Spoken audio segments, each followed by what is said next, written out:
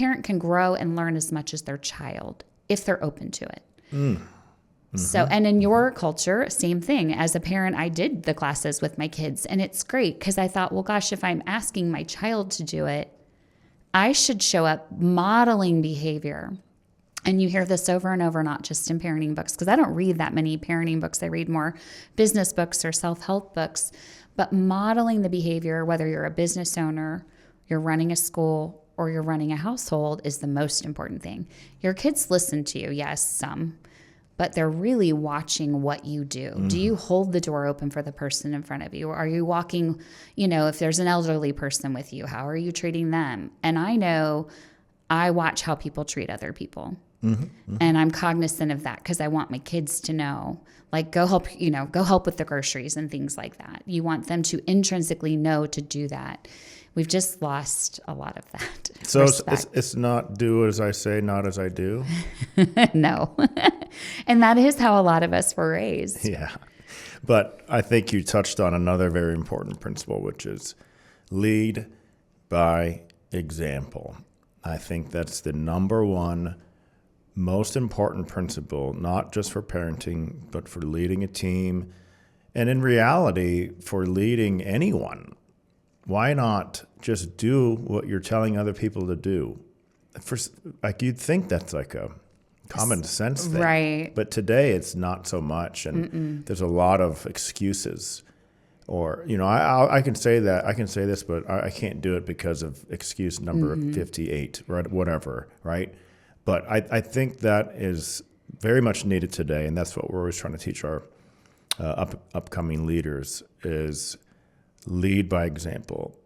If you want somebody else to do it, then you should act like it, which let's go back into parenting, reacting. Right. So for us, when we're training our instructors, if a child shows an unwanted behavior, the last thing you want to do is react in a negative way. Right. And I always argue this. Children are so intuitive that they can feel when you get frustrated. Even if you just... Oh, yeah. Even if you're not even looking at them, they feel the body language. 100%. So you have to train yourself to be so neutral, even when that and it's hard child's sometimes. Jumping around and misbehaving in class, picking his nose and running around and all this other stuff. But it's the most effective way in my many, many years of teaching is you got to stay calm and cool and calm. 100%. So whatever we focus on, I said attention matters. Whatever we focus on, we get more of. Yeah. So if you start focusing on the one child that's not behaving or doing the undesirable behavior, you're just going to get more kids. Kids seek attention.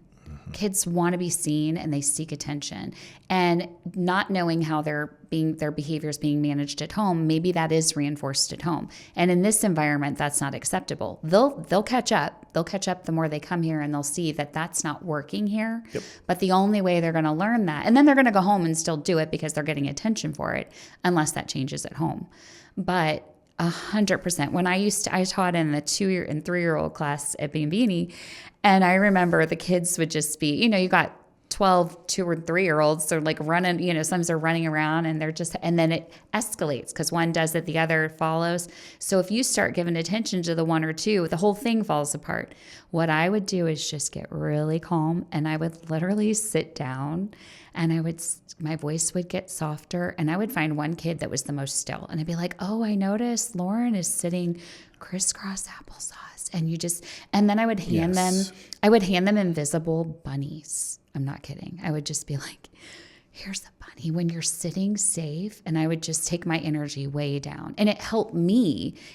I made it up, but it was just a tool that helped me figure that out. Mm-hmm. And it felt silly. And for a lot of people like at home, that might not work, but there's all kinds of things you can do to bring your energy down. It's a good practice in general.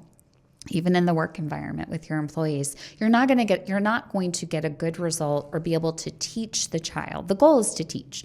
The goal is to get change behavior and teach a better way to respond or react to a situation. Like if they don't like something, like someone pushes them, whatever it might be. The goal is to get change behavior or a new behavior and teach them something. Well, we can't teach them something. Well, what are we teaching them if we're yelling right back at them? Mm-hmm. Aggression begets aggression.